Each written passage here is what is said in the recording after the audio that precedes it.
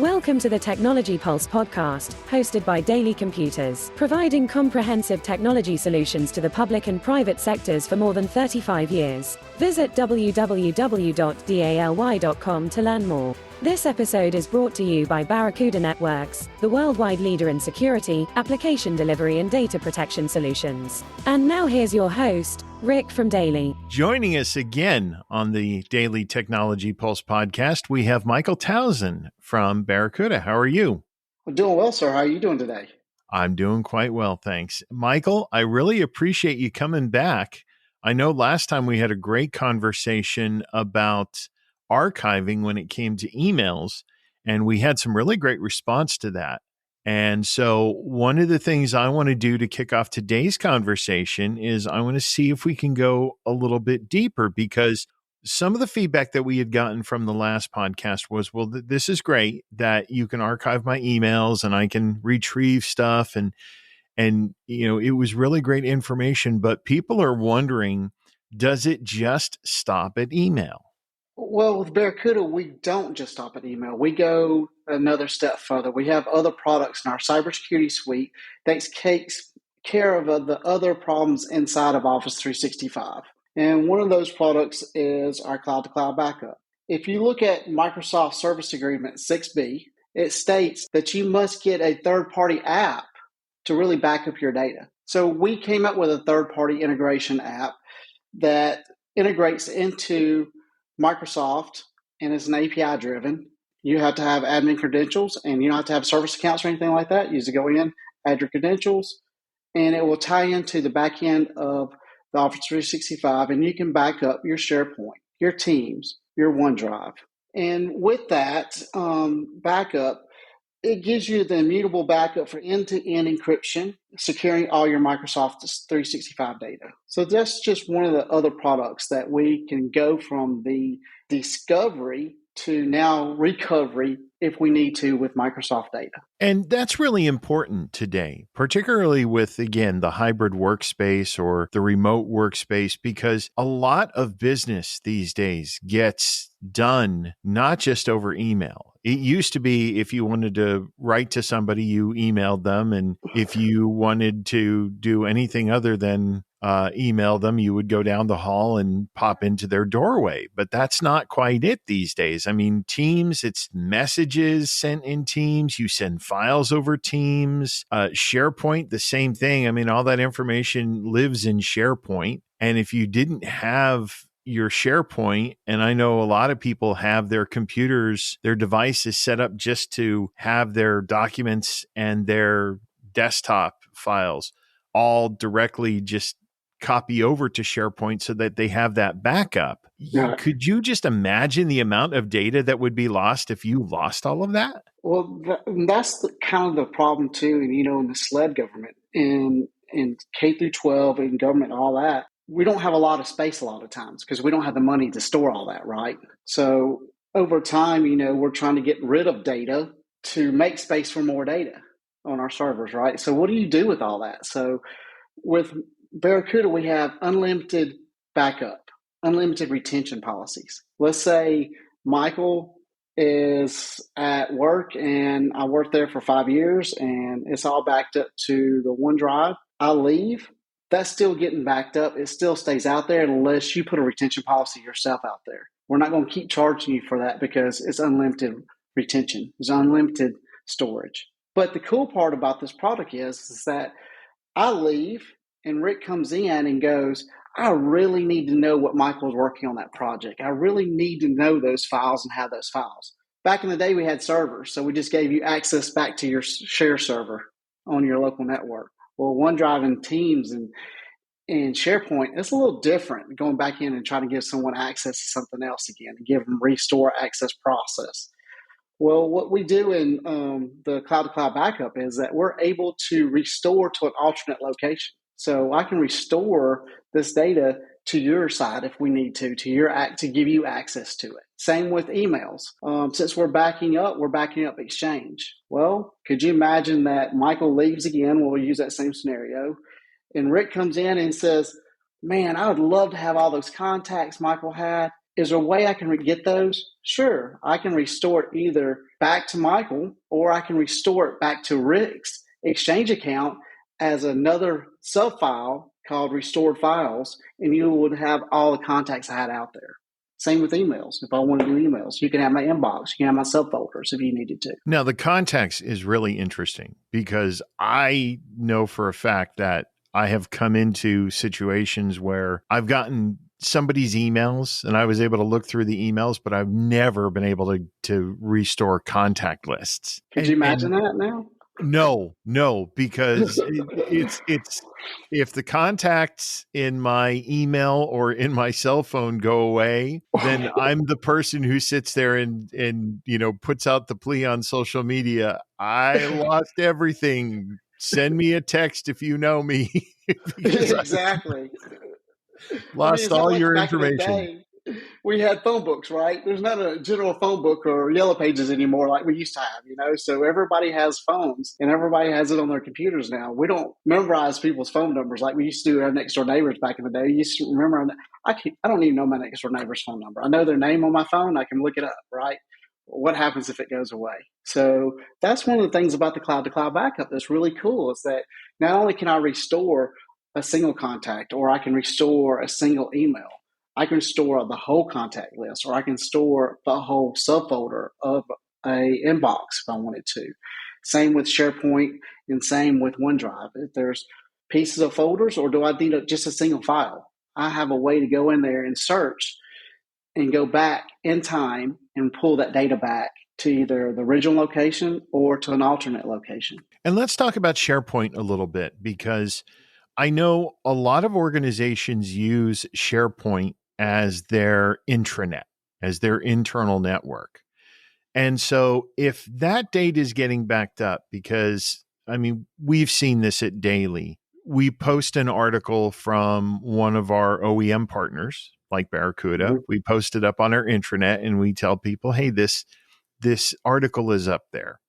And we leave it up there for a limited amount of time, 30, 60, 90 days, something like that. The day after it disappears from the intranet, somebody contacts us and says, I wanted to read that article, or I want to read that article again, and it's gone. And so you have to go back and you have to try to find the email with the article that you got originally. And then you got to try to repost it because you look in the recycle bin. And of course, it's not there because it's part of that retention policy. So you're saying if somebody puts up a page on SharePoint, if they put up an article on SharePoint where it's, again, meant to be shared internally, and there's no data retention policy on their Barracuda side, they could just as easily just pull that right back up. Pull it right back up and export it and send it to you, or restore it to an alternate location. You can go in just like you could in the archiver and search for a file. You can do the same thing inside of the cloud-to-cloud backup product. You can go in there and says, I want Rick's.pdf, and go out there and it'll find Rick.pdf if you need to. All the Rick's.pdfs across all the different locations, and bring it up on the list for you. And you can pick the one you need to restore or export out. And that's really valuable because, again, when you're talking about, like you said, storage space is at a premium these days. Yes. And, I'm constantly getting hit, whether it's the fruit company or whether it's the Google company, where they're constantly telling me your drive is getting too big. And so now I have to go in. It's like Sophie's Choice. Which of my children do I decide that I don't love as much as the other one? Right. which of my files am I going to have to delete in order to get more space? So in an instance like that, so say you're backing up your OneDrive and you have that backup and it's out there in the cloud, and then I delete something out of my OneDrive. Deleting it out of my OneDrive doesn't delete the backup, does it? No, because it's totally two different things. Because the cloud backup is sitting there. It's not like pulling a file and then saying, oh, Rick deleted it, so we need to delete it from the cloud-to-cloud backup. No, it doesn't work that way. It's built on retention policies, just like you had before with the archiving. So if you don't have a retention policy, it's going to stay out there forever, right? So, and that's the great value of this product is it's simple, fast, easy. way to recover documents due to corruption, let's say ransomware. Maybe you got a file that's been ransomware, or like you said, accidental deletion. You got a user going, oh my gosh, on Friday, I was so in a hurry and I left. We're having weather, like right now I'm having weather in Florida coming up, and everybody's getting ready for the hurricane coming in, and I'm doing stuff and I'm not watching what I'm doing. I start deleting files because I thought they were old in an old folder, but there's actually a new document out there. Well, if it's been in that recovery time frame of being backed up, then the file is backed up, then I can restore that file come Monday if I need to.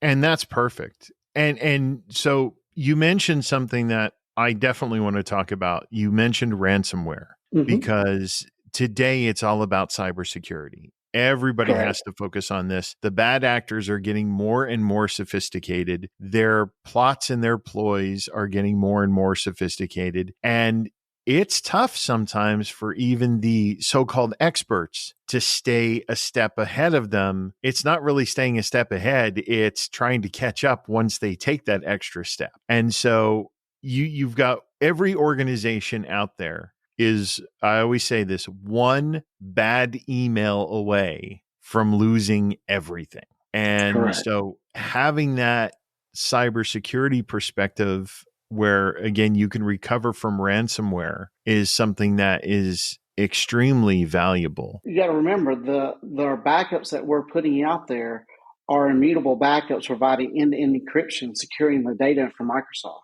So we're multiple checking that data as it's going across and getting backed up. Right. And then on top of that, when you're talking about cybersecurity, you've got a lot of organizations that really need to cover their bases. And so, the first thing that you get asked is if you have this type of backup solution and you have this cloud to cloud backup, is that secure? Does that meet the requirements for, say, an insurer or for, say, a government agency where, again, they're putting those requirements in place? You have to meet this level of cybersecurity in order for everything to be above board. Yes, and you got to think, so that's one of the things that Barracuda does, I believe, really well. Not just being from working for Barracuda, but running the products myself as a CTO before, was that, the Barracuda backup, the data is further protected by security features, by multi-factor authentication, 5 levels of role-based access controls that determine who can do what, and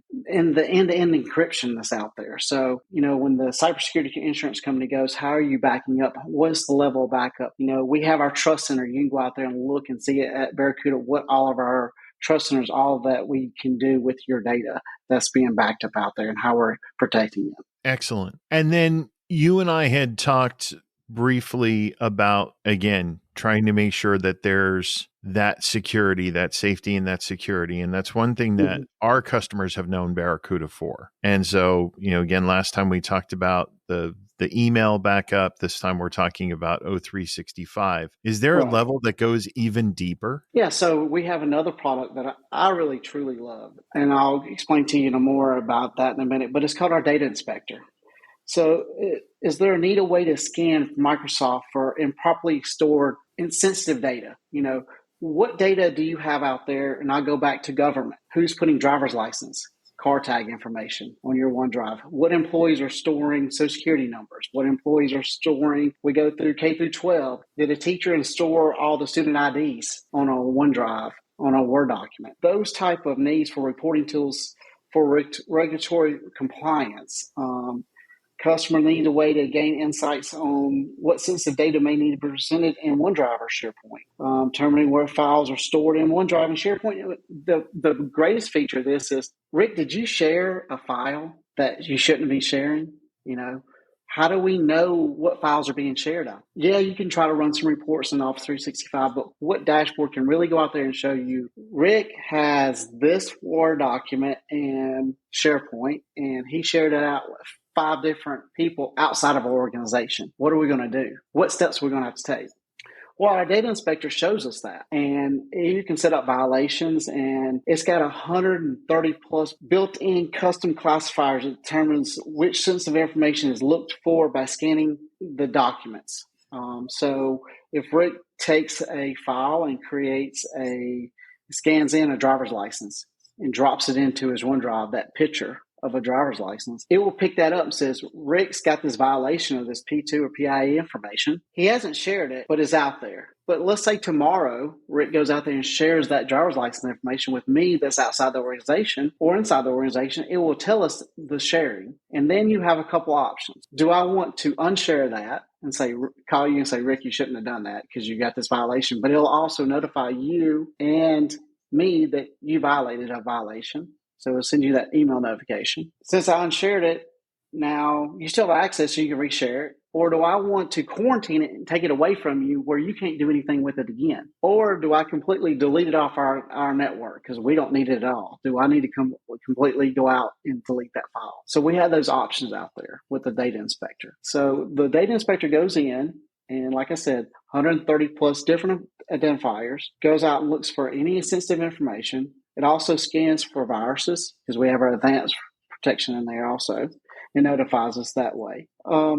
But on that dashboard, the reason I liked it is because kids got smart these days. They know that we're watching them in team chats. They know we're watching them, on Facebook, and all these other programs are out there are scanning, watching kids on the internet, right? Kids got smart. They started using Word to chat with each other. So think about this. If a kid takes a Word document, starts typing a chat, and starts sharing it to all their friends, now all these 4 or 5 friends have this one Word document, and they're all typing in at the same time. So it becomes just like a chat because it's live on 365, right? Well, one of the things I did was with the data inspector, you can create your own categories. So I created my own keywords out there. Words like send me a pic, let's chat. I put in sexual key terms, words in there that a lot of kids were using at the time. And what that was doing was when they start typing and creating those information and saving out there, it started showing me the violation. So I started picking up all these new Word documents these kids were creating these chats and cyberbullying other kids too. So it was like their new website, but it was just a Word document. So could you imagine trying to find that kind of information if you didn't have this kind of product? What were you going to use to go out there and kind of get some of that information? Well, that's what I use the data inspector for, not just for violation of P2 and PIE information. I used it for that too, looking at what kids were chatting about because they were trying to, and it's great, they're using technology, right? But they're using the technology in the wrong way. And how do we fix that? Right. And it's great to have that not only for peace of mind, but again, I mean, to be able to see things that are going on that, like you said, wouldn't normally be picked up because they're not being picked up in a chat. And you find those ways to circumvent. Now, I have a question for you. Going back to, this type of scanning, because I recently had a situation with a state agency. So I was filing a complaint against somebody, a contractor, and the state had me fill out the form and mail it, which I thought was perfect because it's in the mail. It's a hard copy document. Unless somebody goes and commits a federal offense where they're taking something out of the mail, all of the information that I put on there, my driver's license number, my social security number, my phone number, all of the information that I don't necessarily want to go public is all on that form. The agency took the form that I mailed in, scanned it, and sent it over email to the person that I was having the issue with, that I had filed the complaint against. So they took my personal information and shared sent it to somebody on a Gmail address.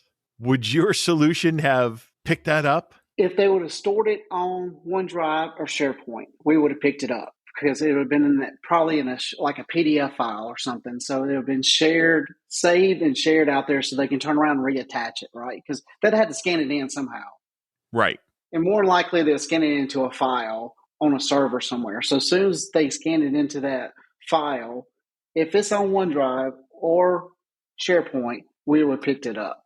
And then we would have picked up that information of your social security number, of your driver's license number. We would have picked up that information. The cool feature of that, let me go a step over that real quick, is that if we do find that information and I'm the administrator and we're in a legal request once I pull that information up and Barracuda pulls it and brings it to the dashboard, or we're searching for that information and it comes up, it redacts all your information automatically. So as an administrator, I don't get to see the social security number. It'll say there was a driver's license or social security number in this spot, but it'd be blanked out with a color, like I couldn't see through it. Like someone took a highlighter and blacked it out in black ink. Ours is blue, but you couldn't see it. So now if I go to court and someone goes, well, you looked at it, you saw the information, what did you do with it? I didn't see anything. It was redacted, and all I did was unshare it and took the ability from the person using it. And this is the policies and procedures we went through at this point after we found this violation and what we did to take corrective actions. So I'm not in the hot seat. And the hot seat is not a fun place to be.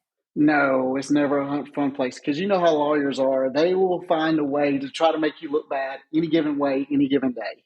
No matter, you're just trying to do your part of the job. Well, I mean, that's how they earn their money. But yes, I mean, and the funny thing is, you see lawyers on television. And again, I'm not trying to disparage any profession. Lawyers, absolutely necessary in the world. Necessary. But you do see them on television and you see how people get treated in court, and everybody says, oh, that doesn't really happen in real life. That's just for television. No, it happens in real life. No, it happens. It happens. And when you're in those in discovery, especially in the SLED division, and you're in government or education, they're really asking a lot of these questions about what did you see? How did you handle the data? What did you do with the data as an administrator, right? So they want to know the key processes of that. So you really got to have your procedures and policies in place. And programs like this helps you show the process, because then you have a message log that you can go back to and you have some proof out there. This is what we did at this time. Yes, we unshared it. Yes, we deleted it off our network. Yes, we did this. And here's the log files to show what we did. And having that paper trail. Paper trail. Well, we call it paper trail. It's a digital paper trail.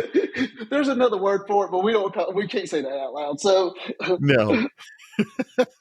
Having that evidence, having that proof.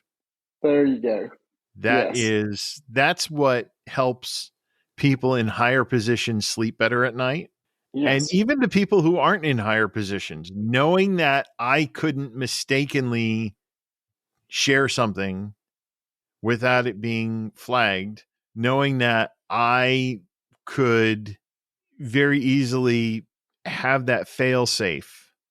So that, again, if I'm storing this information in my OneDrive, if I'm storing this information on SharePoint, if I'm storing this information, or this information comes to me over Teams, knowing that I have that backup behind me where, again, it's not going to go away. And if it's got sensitive information in it, it's going to get flagged.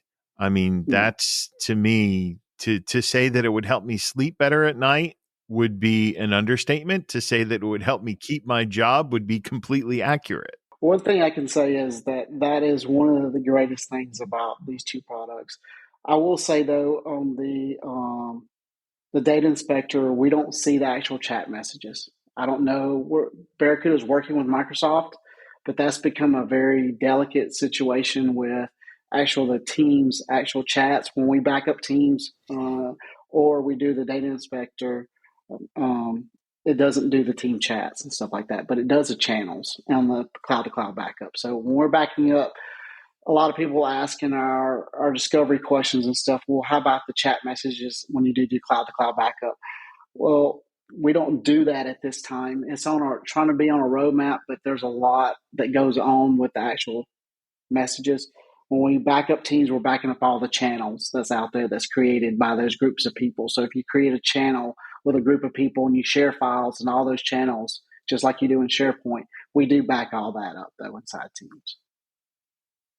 And that's good because, again, sometimes what you say in Teams, I mean, it's almost like water cooler talk. Yeah, it is. So you don't really need all of that. But again, if I'm sharing, there've been so many times where I've shared a PowerPoint or I've shared a PDF document or a graphic that I'm desperately trying to find it later on.